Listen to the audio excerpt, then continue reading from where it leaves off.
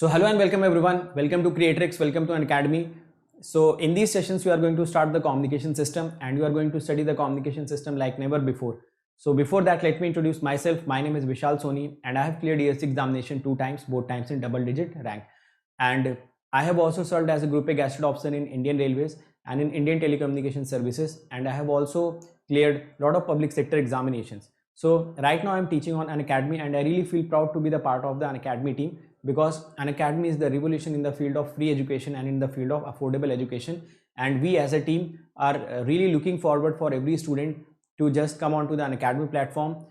You can attend the special classes, you can come onto this YouTube channel and you can stay connected with us so that you can understand the quality education and you can understand the efforts that we are putting in, so that every student of this country, whether he stays in a village or he stays in a town, should get the access of the content, that too in a very affordable prices, and he can also or she can also clear the examination with the best possible ranks. So right now I'm teaching on Unacademy with more than 15 million watch minutes in the overall duration and 2 million watch minutes in the last 30 days. So I am right now the top educator in Unacademy across all the branches, having rank 4 right now. And you can also follow me on Unacademy on this particular link. So you can go and follow me on Unacademy. Apart from that, my advice to every student is that how should you crack the examination and what are the components to cracking the examination. So the first question that comes to the mind, that can anyone prepare from the YouTube? Yes, you can prepare from the YouTube, but you should develop or cultivate some habits in yourself. For example, you should be very much disciplined. You should arrange the extra resources. For example, the PDFs you have to arrange, the test series you have to arrange by yourself, and most importantly, that self-discipline you should be containing in yourself, so that you can be very corrective manner and you can approach the examination in the best possible manner. So all these things you have to arrange yourself. The sense of competitiveness you have to cultivate in yourself, because the audience on the YouTube are not that much of competitive in nature, or maybe you cannot feel the competition which is present right now. So all these things are the part of the journey if you want to prepare through the YouTube, or maybe if you want to prepare through the free resources. Apart from that, if you want that you should get complete content, then this is the YouTube channel. On this YouTube channel itself, all the free content are available. You just have to go to the playlist. All the subjects are completed there. You just have to go and watch all the lectures one by one. Definitely will be getting benefited. But the extra things that I have told you, that the self-discipline and the sense of competitiveness and a lot of things you have to arrange by yourself. If you are comfortable in that, then you can do that. Apart from that, you should also have Unacademy learning app, so that the special classes you can attend. A lot of educators in this country are actually providing the special classes, that too absolutely free of cost, so that you can get the quality content in the best possible manner. Apart from that, there is also another component for you, which is Unacademy Plus. So on Unacademy Plus, what is your job? You just have to study. If you join this Unacademy Plus, you do not have to worry about the crash courses, weekly test, doubt solving sessions, the language barrier, rank improvement batches, live classes. So all these things will be taken care by the Unacademy. You just have to take the Unacademy Plus subscription and you have to come on to the Unacademy. You will be daily getting the live classes. You will be getting the crash courses. When you will be getting the crash courses? When the syllabus are completed. You will be getting the weekly test in the form of quizzes. Every fourth class is the doubt solving session, which is the major you can say the component or the major impact will be creating on your studies will be this doubt solving group. Because until and unless your doubts are not being cleared, until and unless you are not able to clear your doubts, you will never get the confidence in the subject. So once you come on to this Unacademy Plus, every fourth class is doubt solving session. Apart from that, various other doubt solving sessions are going on. So ultimately you will be getting your doubts cleared and you will gain confidence in the subject. The language barrier will not be an issue, because the batches will be running both Hindi and in English, and rank improvement batches will also be there. So all these things are the component of this Plus subscription. Once you come on to this Unacademy Plus, you do not have to be worried about your self-discipline, your competitiveness nature. Everything will be present on Unacademy, because a lot of other students will be there. Since the classes will be live, you can also watch it recorded later on. So the discipline automatically comes, because you get the idea that you will be having the daily live classes. Apart from that, there is also one iconic subscription. In this iconic subscription, the game changer is this personal coach. So this subscription is for them who thinks that their basics are weak, or those who are talented but they needs a continuous push. So this personal coach will be guiding you throughout your strategy. He will be giving you the study planners. You will be getting the study booster sessions. Once you will get the test, you will be getting the analytics. Analytics plays a major role in improving yourself. We as a teacher also get our analytics so that we can improve on the daily basis. So once you start getting the analytics, you will be also improving massively on the daily basis. Apart from that, there will also be the guidance for the mains once you clear the prelims, and there will also. Hello friends, welcome to this lecture of communication system. So in this lecture we are going to study the differential pulse code modulation. It is differential PCM. In the last lecture we studied the drawback of PCM, and the drawback of the PCM was that whenever you wanted less transmission bandwidth, the quantization error power was more, and whenever you wanted to reduce the quantization error power, it needed higher transmission bandwidth. So in order to reduce the drawback, we will use the differential pulse code modulation, and we will see how the differential pulse code modulation helps in that particular process. So before that, let us understand a basic concept. Suppose we have a message signal. Suppose this is your message signal.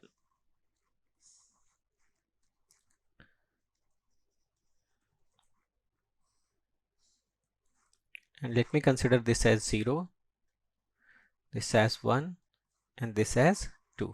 Now I wanted to sample it.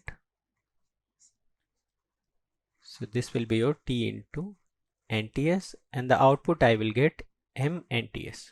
Now initially I am choosing my sampling interval or sampling frequency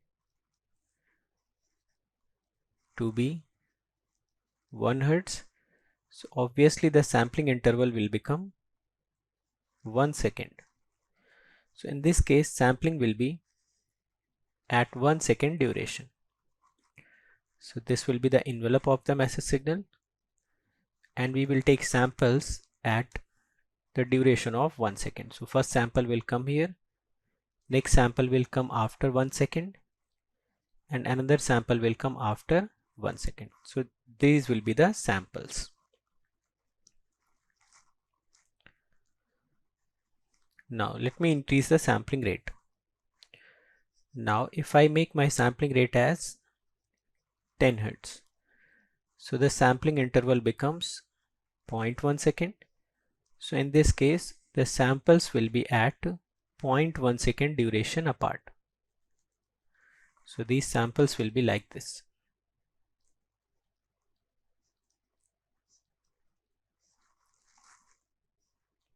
So basically we will have more number of samples, and between two adjacent samples there will be lesser gap.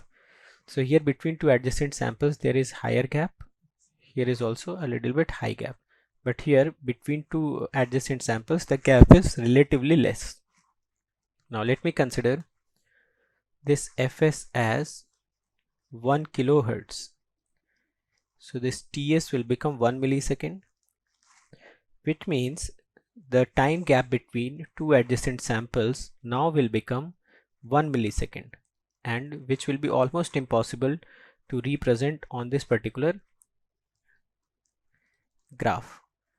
So I'll try to represent it, and it will be almost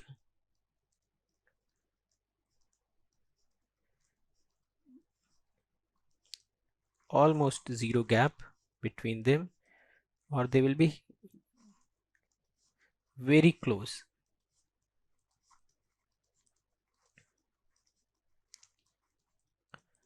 Now imagine if you use fs equal to 10 kilohertz, what will happen?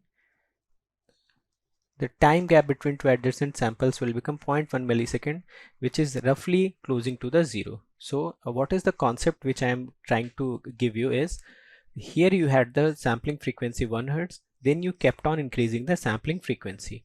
When you were kept on increasing the sampling frequency, you noticed that the time gap between two adjacent samples, adjacent means the samples which are side by side, are getting decreases. So if the time gap between two adjacent samples are getting decreased, so what you can notice from here, if I define a term correlation. So correlation means, you already know correlation is nothing but it represents the similarity. So now what I want to say that as soon as you will increase the sampling frequency or the sampling rate, the correlation between two adjacent samples will increase, or the time gap between two adjacent samples will decrease. So what you can say that if you see here two adjacent samples, then the degree of correlation is very less because it is 0, and suppose this value is 2. Now if you will see here, then you can observe that if I take two adjacent samples, then these two samples are very much similar, or they are almost similar, or I can say that the degree of correlation is very high. Then I again increase the sampling frequency, then you can say that these two samples are almost similar, or you can say that the degree of correlation is getting increased.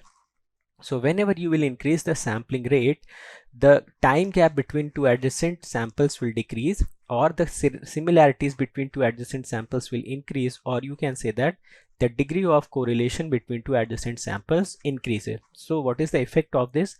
So you can say that whenever you will transmit this sample and this sample, so almost all the samples will carry different information. But if you will increase the sampling rate up to very high extent, then you can say that the information which this particular sample carries and the information which this particular sample carries, or the adjacent samples, almost carry same information. So instead of transmitting these pulses one by one, what we will do, we will try to transmit the difference of the samples. And what will be the difference? Let us try to understand. So here it is written that whenever our message signal, so we know that we have message signals voice, audio or video. So whenever it is highly oversampled means this fs should be greater than 2 times of fm, or it should be greater than Nyquist rate. So it is written here that it is sampled above Nyquist rate. Then the adjacent samples will have good degree of correlation, or the adjacent samples will have high degree of similarity. This is because the time gap between two adjacent samples decreases. So what is the meaning of this? Which means that by directly encoding these samples after quantization, we are permitting good degree of redundancy. That I've already discussed, that when every sample or every adjacent samples are carrying almost same information, then why should we transmit all the samples? So if we were transmitting all the samples in PCM, it means we were transmitting a good degree of redundancy also, which means the same information was transmitted again and again, which is not needed. So what it is suggesting? It is suggesting that if we assume a fair degree of accuracy, then it is possible to predict the present sample value of the message signal from the knowledge of its immediate past behavior. Which means if I want to understand the present sample value, or what will be the value of given present sample, then what we can do, we can predict the present sample value of the message signal from the knowledge of immediate past behaviors. Or if I observe my previous sample values closely, then I should be able to predict the next sample value. So what this DPCM system does, this DPCM system employs a predictor, and this predictor predicts the present sample value by making use of few immediate past sample values. And what it does, it actually linearly combine all those sample values, and it is trying to predict the present sample value. So the DPCM system employs a predictor which predicts the present sample value by making use of few immediate past values, and it takes linear combination of those past sample values. So now if I have to predict the value of present sample, so I will observe all the previous behavior of the samples, and on the basis of the linear combination of those behaviors, I will try to predict the present sample value.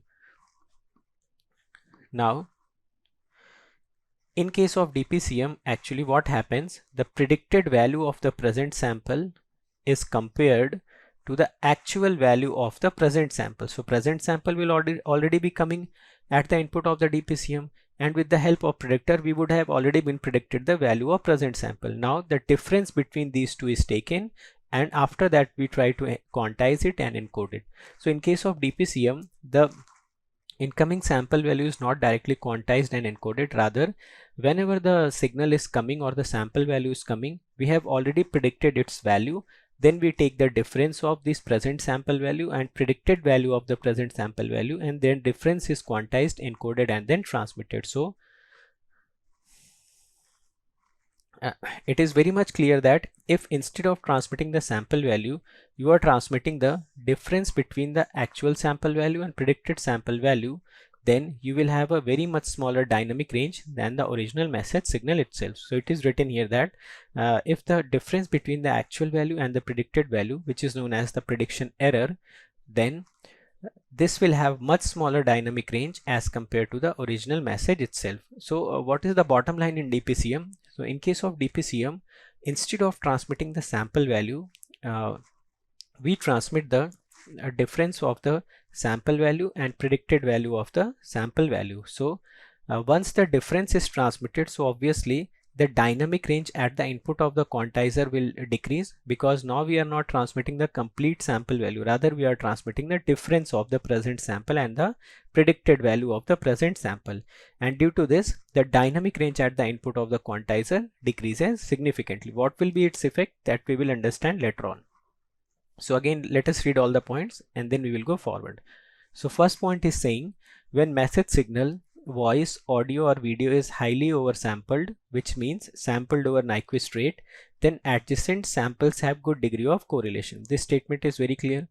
Next statement says, which means by directly encoding these samples after quantization, we are permitting good degree of redundancy, which means if two adjacent samples have similar information, this means we are transmitting the same information again and again. So we are permitting good degree of redundancy, which is not needed. Now it suggests that with a fair degree of accuracy, it is possible to predict the present value of the message signal from the knowledge of its immediate past behaviors. So if two adjacent samples are having almost same information, so by studying or by taking the track of all the immediate past values, we can predict the present value or present sample value of the message signal. Next statement says, the DPCM system employs a predictor which predicts the present sample value by making use of few immediate past sample values and by taking linear combination of those past sample values. So the statement is basically giving us the idea that how the prediction would have been happening. So it is saying that it observes all the previous sample values and makes the linear combination of those sample values. On the basis of that, it predicts the present sample value. Now next statement says, in DPCM, the predicted value of the present sample is compared to the actual value of the present sample, and the difference between the two is pulse code modulated. So this statement is also clear that instead of directly quantizing and encoding the sample value, we basically take the difference of the actual and predicted value of the sample value and then quantize and encode and transmit it. And finally, it is saying that the difference between the actual value and the predicted value is called as the prediction error, and which will have a smaller dynamic range than the original message signal itself. So this statement is also very clear. Now let us try to understand how these difference of the predicted or present sample is taking in the DPCM by understanding this DPCM transmitter. So in case of DPCM transmitter, this is our message signal. First of all, we will sample it, and this sampling rate must be very much above than the Nyquist rate. Then it is given to a summer. Output of the summer is given to the quantizer, and output of the quantizer will obviously given to the encoder. Now here we will have an extra assembly which will provide the predicted value of the present sample value. So here we will have a predictor.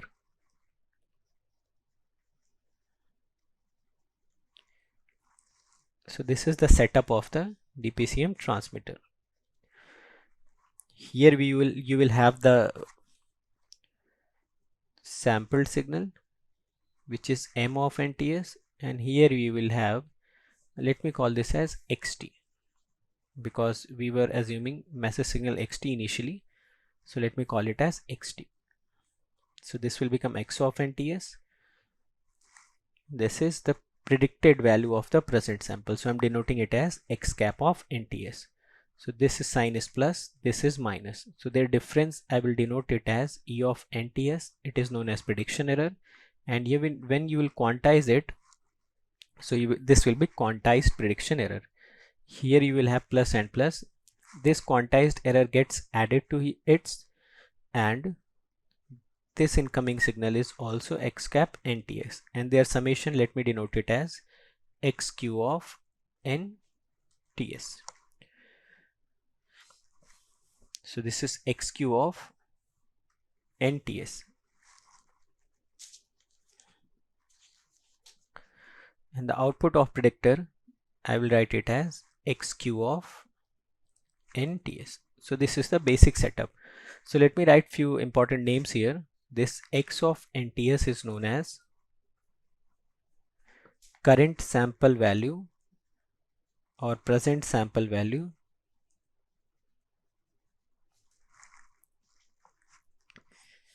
This X cap NTS is predicted value of current sample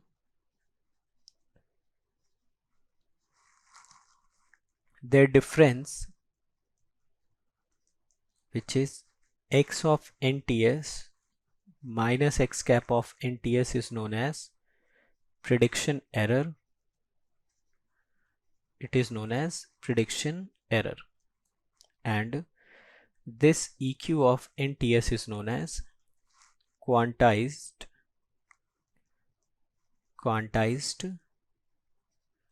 prediction error. Now after the encoding, we will have a binary stream, and then it is line coded and it is transmitted to the receiver through a wired channel. So this is the basic setup of the predictor. Now from here you can see that whenever this sample value will be incoming here, at that particular instance, this complete assembly with the help of predictor will already would have predicted the predicted value of this sample. So when X of NTS will be coming, this X cap NTS will already be present here. So instead of directly quantizing this X of NTS, we will quantize the difference between these two, which is known as error. So we will quantize this. So obviously we know that if X of NTS and X cap of minus NTS is subtracted, so this E of NTS value will be very much smaller than this X of NTS. So obviously the dynamic range will decrease. So then it is quantized, which is known as EQ of NTS. Then EQ of NTS is again encoded and it is converted into binary stream. Then it is line coded and it is transmitted through a wired channel. So this is the setup behind this. Now let us try to understand that what is happening in this particular case. So before that, let me write few equations. So I can write the equation which is E of NTS as X of NTS minus X cap of NTS.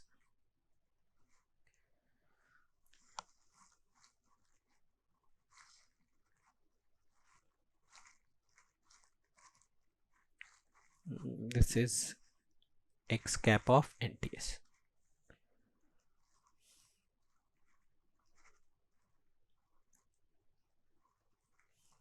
Second equation would be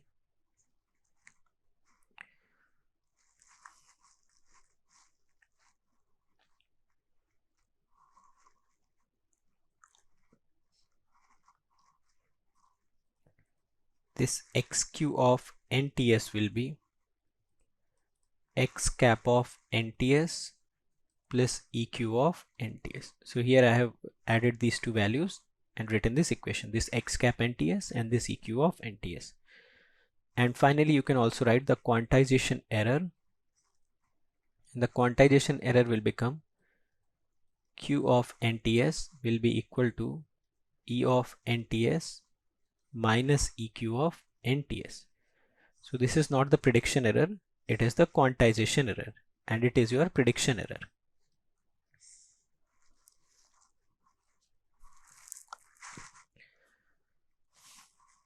So I have already explained its working, how it is working. So now let us try to understand all the working point by point.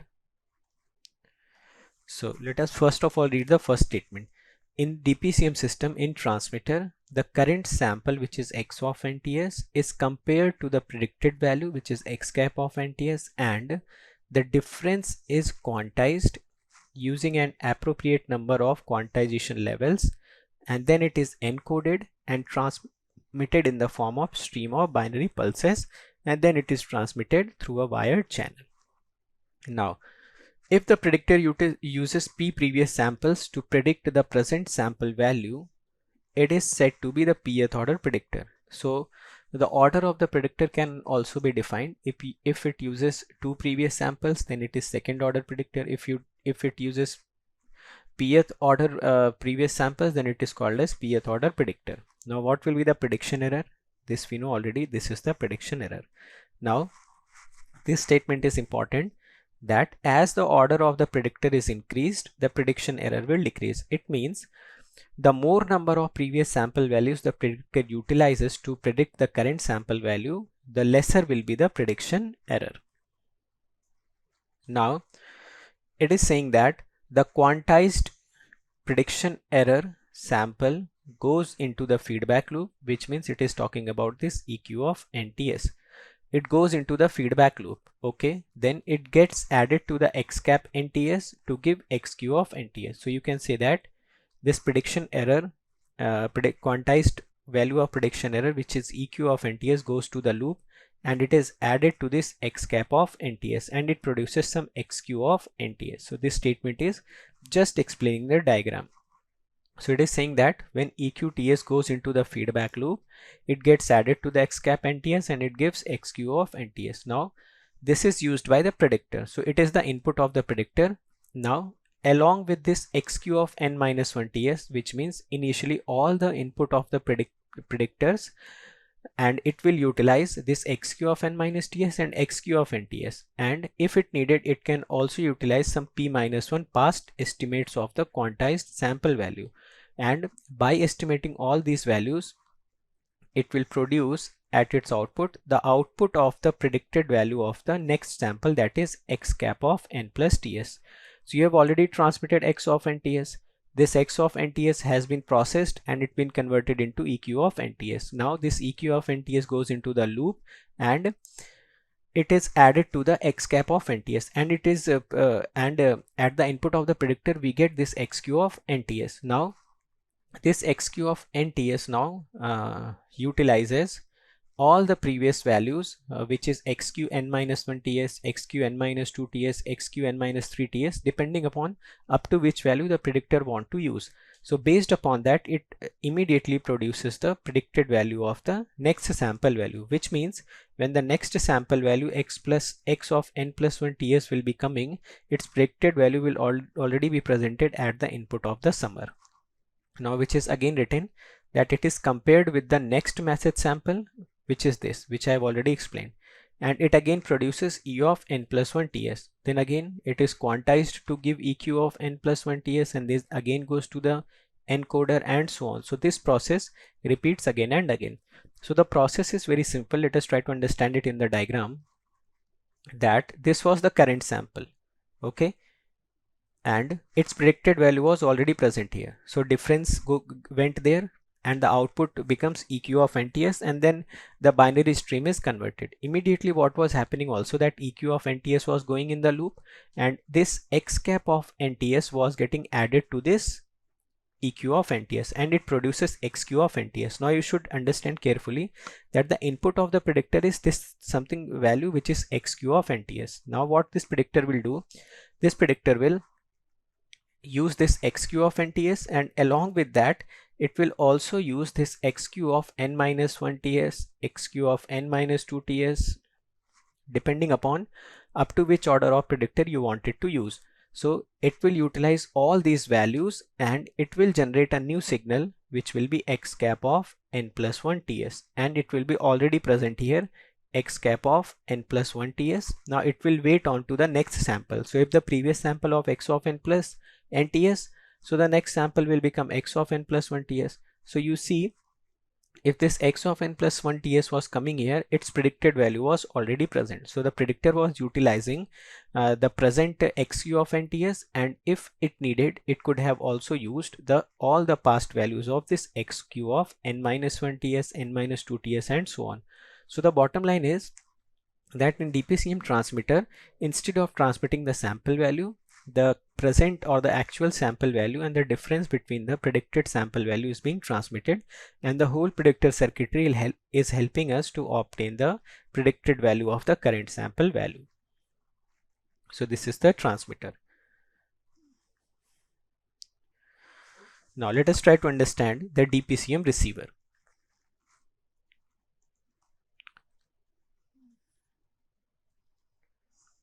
So the DPCM receiver has the first block as decoder, then it is given to the summer,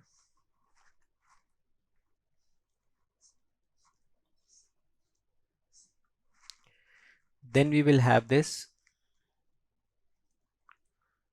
prediction filter or the predictor, and then output is passed to the low pass filter. We know what is the use of the low pass filter. It converts a discrete time signal into continuous time signal. If it will be ideal low pass filter, then it will give you a staircase waveform, otherwise it will give you a smoother waveform. So the DPCM signal is coming here. So we know that output of the decoder will be same as the input of the encoder. So the input of the encoder was EQ of NTS, which could be written here.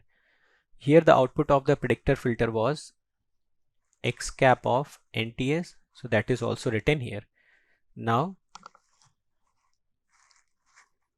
this is the low pass filter, and let me name this output as Y of NTS. So if it has to act as a DPCM receiver, then this Y of NTS should be equal to X of NTS. So this is the purpose of the receiver. So let us try to understand. So what will be the value of this Y of NTS? We know that the value of this Y of NTS will become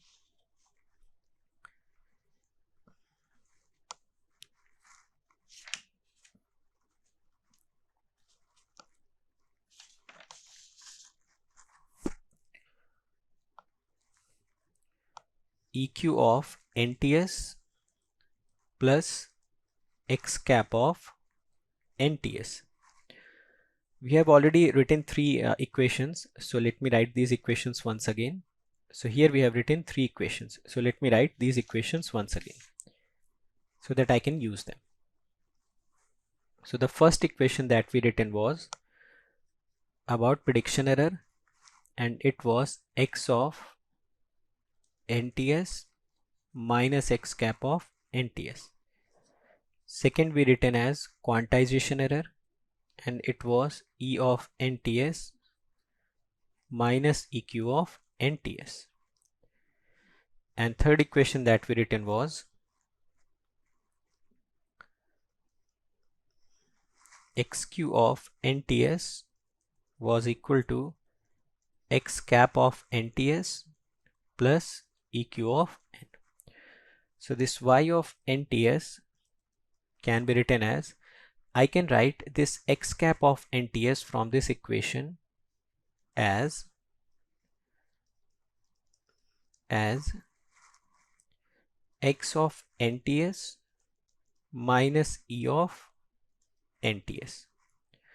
So from here you can write this Y of NTS equal to X of NTS plus EQ of NTS minus E of NTS. So you can see that this EQ of NTS minus E of NTS becomes minus Q of NTS. So this can be written as X of NTS minus Q of NTS. So you can see you have received your output signal but with some quantization error. So quantization error will always be present because we have already seen the quantization error can never be removed at the receiver. Now once it is passed through this low pass filter, you can get your signal X of t with some quantization error. So the transmitted sample value, which was x of NTS, was successfully received at the receiver with some quantization error. So this TPCM arrangement is working successfully, and instead of transmitting the sample value, we have transmitted the difference between the present sample and predicted sample value.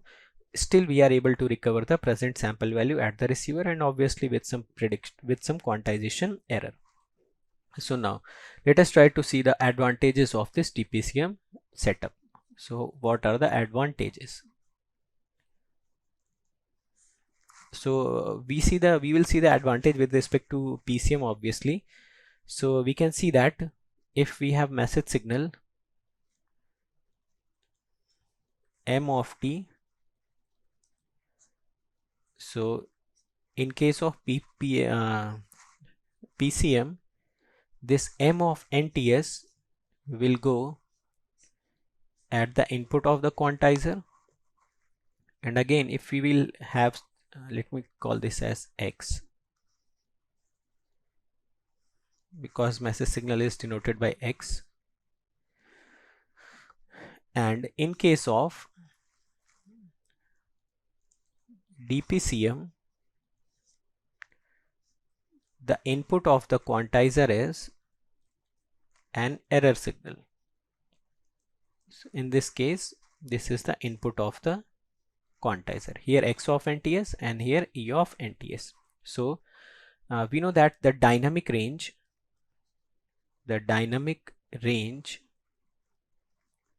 of this X of NTS, obviously we will vary this N, will be greater than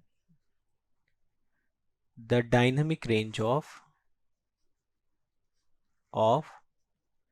E of NTS. So if I will make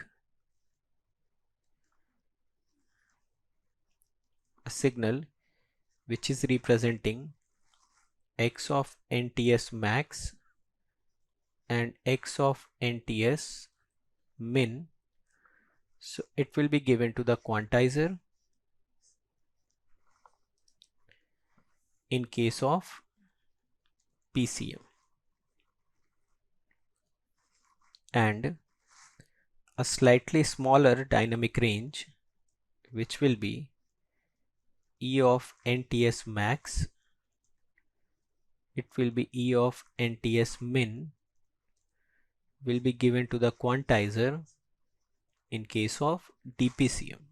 So let us have a little bit of comparative analysis. So the PCM setup, I am considering the case 1.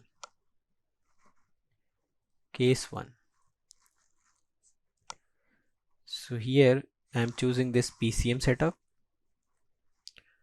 and this quantizer is Q1. And suppose this PCM setup has this X of NTS max, X of NTS min.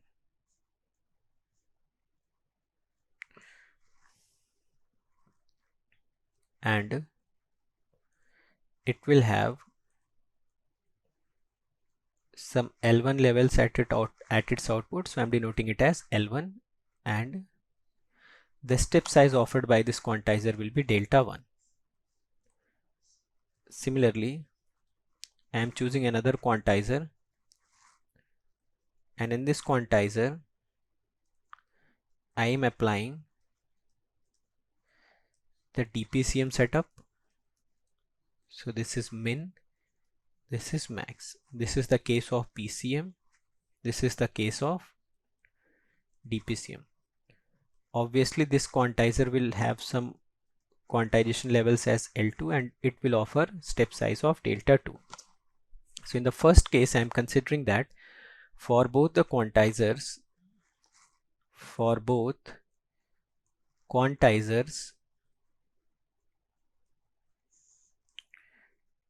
delta 1 equal to delta 2, which means step size is same. So we know that delta 1 will be dynamic range of x of NTS upon L1. Delta 2 will be dynamic range of E of NTS upon L2. We know that the dynamic range of x of NTS is greater as compared to this, but if delta 1 has to be equal to delta 2, then in that case this dynamic range of x of NTS is greater than dynamic range of E of NTS. Obviously we will put all the values of n, n minus 1, n minus 2 and so on. So from here you can say that this particular L1 has to be greater than L2, because if this ratio has to be constant, if this value is larger, so this value has to be larger, and if this value is smaller, this value has to be smaller, then only this ratio will become same. So from here you can say that if in this case we are considering delta 1 equal to delta 2, so L1 comes out to be greater than L2, and we know that L1 is equal to 2 power n if it utilizes all the quantization levels. So you can say that number of bits per sample in case of PCM will be greater than number of bits per sample in case of DPCM. If you are assuming the same sampling rate, so bit rate in case of PCM will become N1F, and bit rate in case of DPCM will become N2FS. So here it is PCM, this is your DPCM.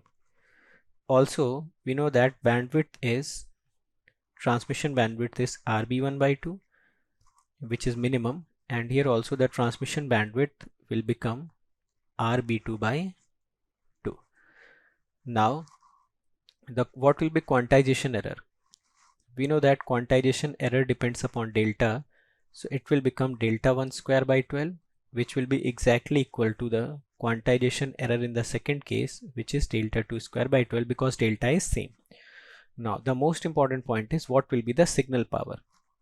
So remember that in case of PCM we were transmitting the signal x of t, and in case of DPCM also we were transmitting the signal x of t. So the signal power also remains same. So you should not be confused from that quantizer is receiving error signal, which is E of NTS, so we'll calculate the power of this error signal. Whenever we have to calculate the signal power, it means we have to calculate the signal which is being transmitted. In between, if it is if it has been converted into error signal, then that is the issue of the particular transmission system or particular modulation scheme.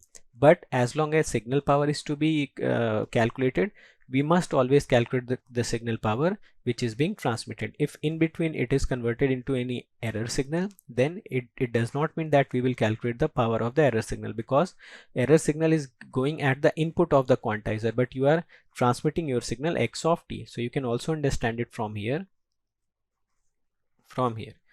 that here also you are transmitting x of t, here also you are transmitting x of t.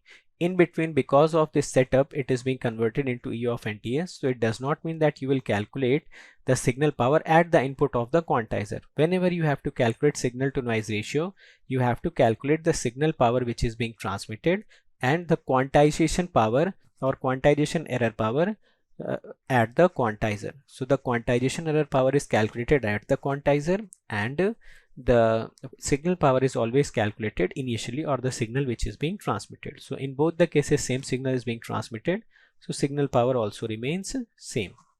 So if one asks about the signal to noise ratio, then signal to noise ratio in both the cases remains same. So let us see what is the what advantages that we got in the DPCM.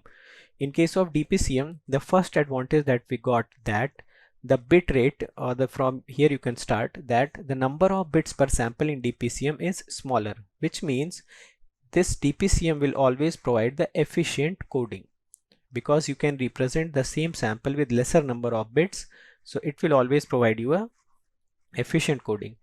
Then bit rate also reduces, and we know that if bit rate will reduce, so the transmission bandwidth is also going to be reduced. So this is the second advantage, that transmission bandwidth reduces. Now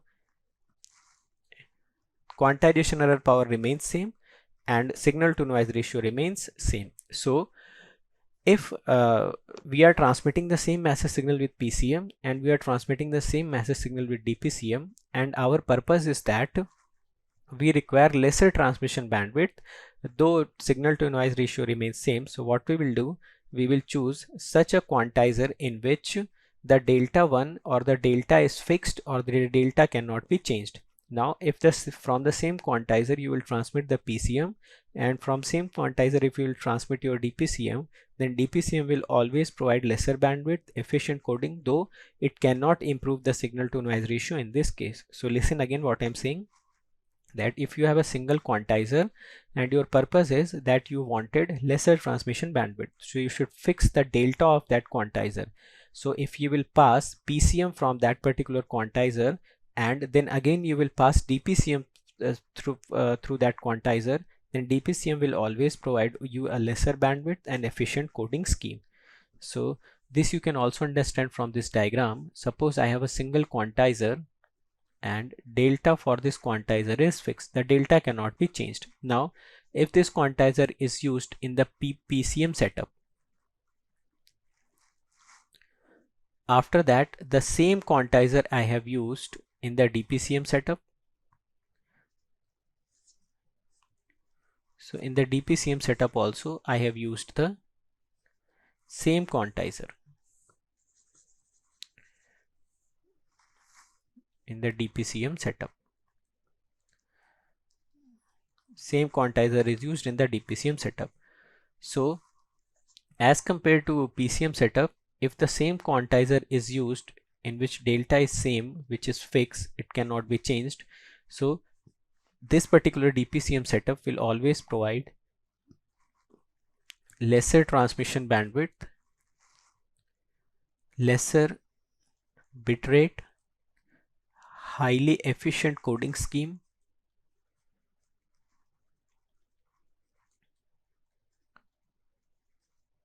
and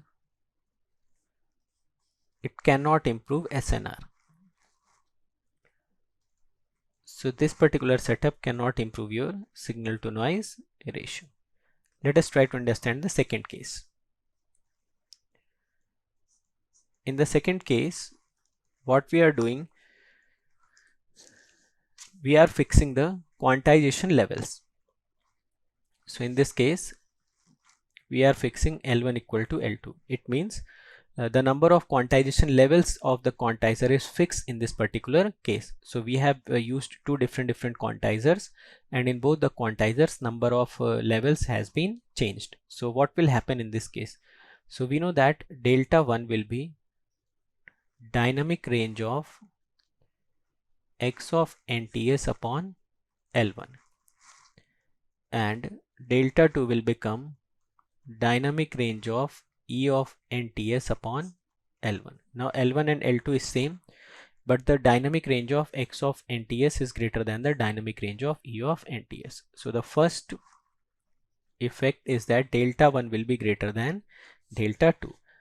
Now if delta 1 is greater than delta 2, so what can you say about quantization error? The quantization error power is delta 1 square by 12, so it will obviously be greater as compared to delta 2 square by 12. Now again this is your this is case 2. This is PCM, this is your DPCM. What will be the signal power? Signal power will never change because signal power is considered at the transmitter stage or at the beginning of the transmitter stage. So signal power is not going to change. But what about SNR? We know that the signal to noise ratio, if you want to consider, so here it will become PS upon PQE1, and here the signal to noise ratio will become PS upon PQE2. So from here you can say that if PQE1 is greater than PQE2, so the signal to noise ratio will be greater in case of DPCM.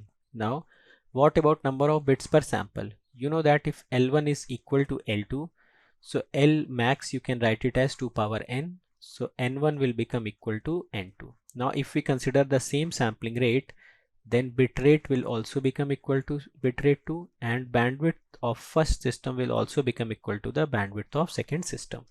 So what is the effect in this case? In this case, you have taken a quantizer in which the output levels are fixed. It means that the number of levels at the output cannot be changed. So it has already been fixed that this is the number of levels at the output. So in this case, the delta 1 become greater than delta 2, and the effect of that comes out to be that signal to noise ratio has been improved in case of DPCM as compared to PCM. So as compared to PCM, the signal to noise ratio has been improved in DPCM.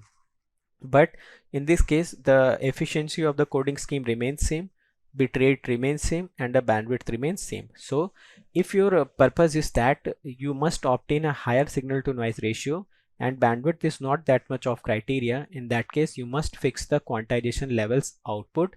And if the output of the quantizer or the quantization levels once has been fixed, so the number of bits per sample or the coding scheme's efficiency remains same, the bitrate bandwidth remains same, though you get the higher signal to noise ratio in DPCM. So in both the cases you can say that DPCM has a upper edge as compared to PCM. When delta of both the quantizers were fixed, in that case it was giving a lesser transmission bandwidth, a lesser bitrate, and a high coding efficiency. But in that particular case, though, it was not improving the signal to noise ratio. But in the second case, when you put L1 equal to L2, in that case it was neither improving the bandwidth nor improving the bitrate nor coding efficiency, but it was improving the signal to noise ratio. So in both the cases, your DPCM is providing a better edge on the PCM technique. So this is all about this differential pulse code modulation scheme. In the next lecture, we will study about the delta modulator. So hopefully we have understood every concept in this class. If you have any doubt in any concept, you can let me know in the comment section. I'll try to resolve that thing. Apart from that, you can also follow me on various social media platforms. For example, you can join this Telegram group where you will be getting important notification, important updates. This is Telegram group where you can also comment, you can ask your queries, or maybe you can also suggest me for the improvement. Apart from that, this is my Unacademy profile. On this Unacademy profile, you should also follow me so that you can get the important updates of the Unacademy also, right?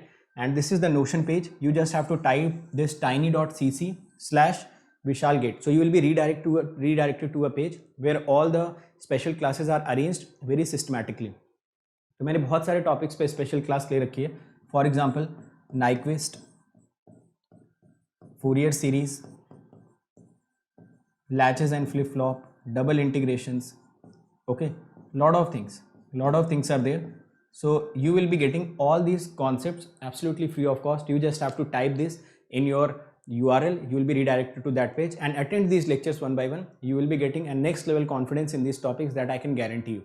Now this is the Notion page of your YouTube, on which you will be getting the links of the YouTube. Apart from that, you will be also getting the PDFs of that particular lecture. So this is very important for you, and just you have to type http://bit.ly/GateLive. So GateLive, you just have to type it in the capital so that you can access all the lectures link and PDF arranged systematically. So if you want to attend or you want to clear the examination with the free resource, then this is the channel for you. This is the best recorded videos which has been ever made. You just have to go to that lecture, just click the link and download the PDF and start studying systematically. So we have also done this for you so that any student, whether he is sitting any part of this country, should not face the difficulty in cracking the examination, whether he can afford or he cannot.